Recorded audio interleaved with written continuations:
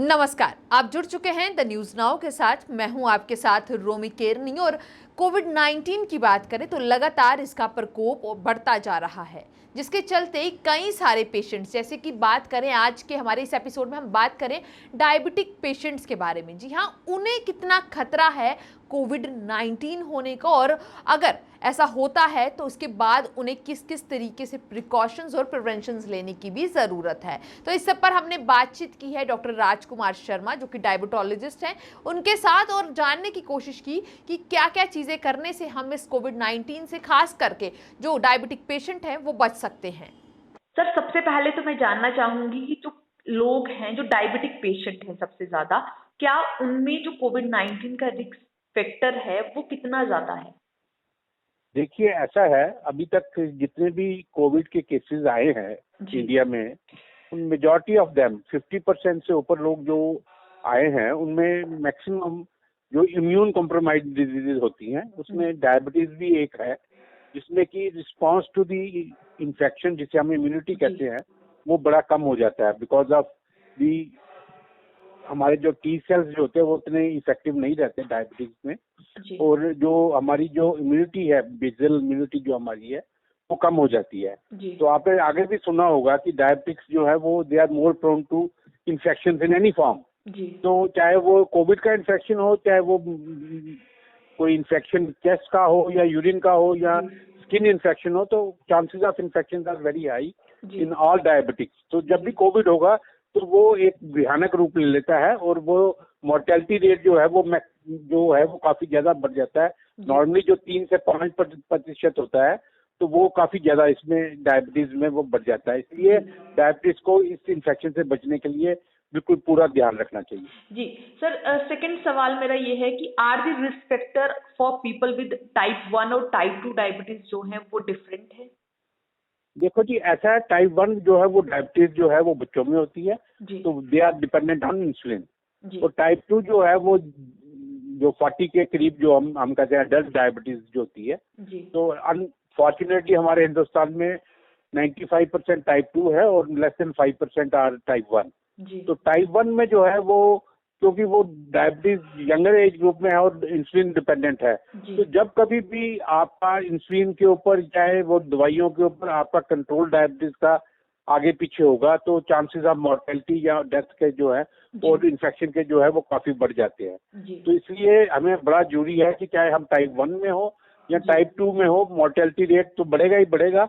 और हमें शुगर चाहे कंट्रोल रखनी है, चाहे वो हम इंजेक्शन से करें, चाहे हम इंजेक्शन प्लस गोली से करें या सिर्फ गोलियों से करें, तो अल्टीमेटली हमारा रिजल्ट जो है नेट जो है वो कंट्रोल ऑफ ब्लड शुगर चाहिए। जी सर, थर्ड सवाल मेरा ये है, क्या इसमें जो सिम्टम्स हैं या वार्निंग साइंस हैं वो डिफर हो सकते हैं, या एज इट जो कोविड-19 की बाकी सिम्टम्स हैं उसी की तरीके से इसमें भी देखने को मिलते हैं? देखिए, ऐसा है, जब भी आपको डायबिटीज है तो बेसिकली कोविड जो है बेसिकली वायरल, जो नेजल ये राइनो वायरस है, तो जो आम वायरस जैसे इन्फ्लुएंजा में या वायरस की और डिजीज में जो सिम्टम्स वही रहते हैं, लेकिन इसमें इंक्यूबेशन पीरियड जो हमारा 1 से 14 दिन होता है, इसमें थोड़ा सा कम हो टूवर्ड्स नियर जो ज्यादा जो कईयों का जिनका जो इन्फेक्शन होती है तो देर से आते हैं सिम्टम्स, इनमें हो सकता है थोड़ा जल्दी आ जाए। एक तो वो हो सकता है, और सिम्टम जो है वो फ्लेयर अप करते हैं। जो आम इम्यूनिटी जिसमें होती है तो उसमें सिम्टम जो है वो धीरे धीरे बढ़ेंगे तो कॉम्प्लिकेशंस कम होती हैं। डायबिटीज में क्या है कि बिकॉज हमारी इम्यूनिटी कम होती है, तो सिम्टम जो है अगर एक बार अपीयर होते हैं तो वो जैसे फायर इन दी फॉरेस्ट, जैसे वो एकदम भागते हैं। और निमोनिया वगैरह जो है वो बड़ी जल्दी वो स्टेज जो जहाँ भी आपको इंटरवेंशन की जरूरत पड़े या हॉस्पिटलाइजेशन की जरूरत पड़े, तो वो एसिम्टोमेटिक से सिम्टोमेटिक होने में बड़ी जल्दी जाते हैं। और जब सिम्टोमेटिक होते हैं तो वो जल्दी ही वो रेस्पिरेटरी फेलियर में जाते हैं, जहाँ आपको ऑक्सीजन और अपने रेस्पिरेटर या इंटूबेशन की जरूरत पड़ती है, या आपको ऑक्सीजन और वो अपना वेंटिलेटर की जरूरत पड़ सकती है। जी सर, नेक्स्ट मेरा ये है कि प्रिवेंशन किस तरीके से, क्योंकि जो डायबिटिक पेशेंट है वो ऑलरेडी उनको काफी ज्यादा प्रिवेंशन रखने की जरूरत है, बट नाउ दिस टाइम पे अगर बात करें तो वो ज्यादा प्रिवेंशन में क्या क्या इंक्लूड कर सकते हैं और किस तरीके से खुद को प्रिवेंट कर सकते हैं? देखिए जी, आपको अल्टीमेटली जो नेट है, प्रॉब्लम्स तभी आएंगी जब आपकी अनकंट्रोल्ड शुगर होगी। जी तो अगर आपकी शुगर कंट्रोल है तो chances of getting infection are less. जी जब भी आपकी शुगर ज्यादा हुई और कॉम्प्लिकेशन जो है वो बढ़ जाती है आपकी, ठीक है जी। जी तो इसको चाहे आप डाइट अपना कंट्रोल करिएगा, अगर आप लॉकडाउन में है तो प्रॉपर डाइट, प्रॉपर एक्सरसाइज और प्रॉपर मेडिकेशन जी और प्रॉपर डिस्ट्रेसिंग, अपना मेडिटेशन करें। ज्यादा स्ट्रेस से भी शुगर बढ़ जाती है। जी आपकी डाइट अगर ज्यादा खाते हैं और आप तो उतना वर्कआउट नहीं करते तब भी आपकी शुगर बढ़ जाती है, या आगे पीछे आप दवाइयों में निर्भर करेंगे तब भी आपकी शुगर बढ़ जाएगी। तो ये सारी चीजें, और अगर आप एक्सरसाइज नहीं करेंगे तब भी शुगर बढ़ जाएगी।